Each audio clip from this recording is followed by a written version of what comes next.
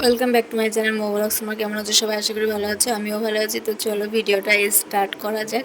তো আমি এখন চলে এসেছি ছাদে জামা কাপড় মেলতে। আর জামা কাপড় মেলতে ছাদে এসেছি কেন, তোমরা তো জানোই কদিন ধরে বৃষ্টি হচ্ছে, তাই ভাবলাম যে হালকা হালকা রোদ্দুর উঠেছে, তাহলে ছাদেই মেলে দিয়ে যাই। কারণ ছাদে মেলে দিলে তো তাড়াতাড়ি শুকিয়ে যায়। আর আমার পেছনে আকাশটাকে দেখো, এত সুন্দর লাগছে। এই যে কদিন ধরে বৃষ্টি হচ্ছে আর বৃষ্টিতে আকাশটাও খুব সুন্দর লাগছে দেখতে। আকাশে মেঘ মেঘ আবার রোদ্দুর উঠেছে, তার জন্য আকাশটা এত সুন্দর লাগছে দেখতে। তো আমি তো এখানে ফটো না তুলে আমি পারলাম না, তার জন্য আমি কটা ফটোও তুলে নিলাম। দেখো কত সুন্দর লাগছে আকাশটা, মানে ভীষণ সুন্দর লাগছে। মানে এইরকম দৃশ্য কিন্তু সবসময় দেখা যায় না, মানে এতটা সুন্দর। মনে হচ্ছে কেউ যেন একটা এঁকে রেখে দিয়েছে, সেরকম দেখা যাচ্ছে আকাশটা। আমার তো খুবই ভালো লাগছে। তো তারপরে এখানে জামা কাপড়গুলো আমি মেলে দিচ্ছি। আর ছেলের গামছা, আমার গামছা, তারপরে ছেলের বাপির গামছা, সব গামছাগুলো ধুয়ে দিয়েছি।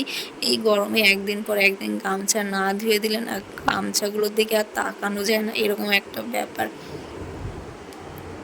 আবার বিচ্ছিরি একটা গন্ধ আসে গামছা দিয়ে, মানে মুখে দেওয়া যায় না, তার জন্য গামছা আমার এক একদিন পর পর এক এক দিন ধোয়া লাগে। আর এইখানে তারপরে চলে এসেছি সিঁড়িটা ঝাঁপ দিতে। আর আমাদের সিঁড়িটা দিয়ে আগের ভিডিওতে তোমাকে বলেছিলাম তোমাদের যে আমাদের বাসটা একটু খারাপ হয়ে গেছে, আর সেই বাসটা থেকে ঘুনি পড়ছে, আর ঘুনি পড়ে সেই সিঁড়িটার 12টা বেজে গেছে, আর আমাকে শুধু ঝাড় দিয়ে মুছে রাখতে হচ্ছে। তো ঝাড় দেওয়ার পরে তারপরে চলে এসেছি মুছতে। আর মুছে টুছে নিচ্ছি আমি, কিন্তু সেই ধুলোগুলো কি আর অত যায় বলো? হ্যাঁ, ওই ধুলোগুলো থাকেই লেগে, আর সেই সাদা সাদা অবস্থা হয়ে থাকে। তো তারপর আমি আর এক বালতি জল এনে ভালো করে পরিষ্কার করে নিয়েছিলাম, সেটা তোমাদের আর দেখালাম না। মানে 2 বালতি জল আমার লেগেছে এখানে মুছতে। তো তারপর চলে এসেছি এখানে রান্না করতে। চলো কি কি রান্না করব আজকে সেটাও তোমাদের দেখাবো। তো এখানে অনেক মশলা বাটা আছে, তার মানে তোমরা বুঝতেই পারছো যে আজকে আমাদের বাড়িতে কি রান্না হবে। আমাদের বাড়িতে মাংস রান্না হবে, আর এইখানে তার জন্য এত মশলা করা আছে। তো এইখানে জল বসিয়েছি গরম, আর এইখানে হচ্ছে আমরা চাল কুমড়োটা ভেজে নিচ্ছি, আর ওই গরম জলটা চাল কুমড়োর মধ্যে দেব। এইখানে ভেন্ডি ভাজাও হয়ে গেছে, আর এইখানে চাল কুমড়ো বসিয়েছি। তো এইখানে দেখো এরা আমাদের ওয়াইফাইটা ঠিক করতে এসে, তোমাদের বলেছিলাম যে আমাদের ওয়াইফাইটা নষ্ট হয়ে গেছে, তো তার জন্যই আমরা কল করেছিলাম, আর তারপরে আমাদের বাড়িতে এসে ঠিক করে দিয়ে গেল। আর এইখানে দেখো রান্না বসেছি, আমার রান্না তো হয়ে গেছে, আর এইখানে বসেছি দিদিমার জন্য মাছ পাতায়। তো আজকে মোটমাট বাড়িতে 4 পদ রান্না হয়েছে। তো এইখানে আমার রান্না কমপ্লিট। তো চলো আমরা এখন খাওয়া দাওয়া করব, আর খাওয়া দাওয়া করে তারপরে দেখো আমি শুয়েও পড়েছি, আর ছেলে এখানেও ঘুমিয়ে পড়েছে। তো আমার তো 2 দিন ধরে দুপুরবেলা ঘুমই হচ্ছে না, কেন জানি না, শুধু এপাশ ওপাশ ঢপাস করছি, তো ঘুম হচ্ছে না।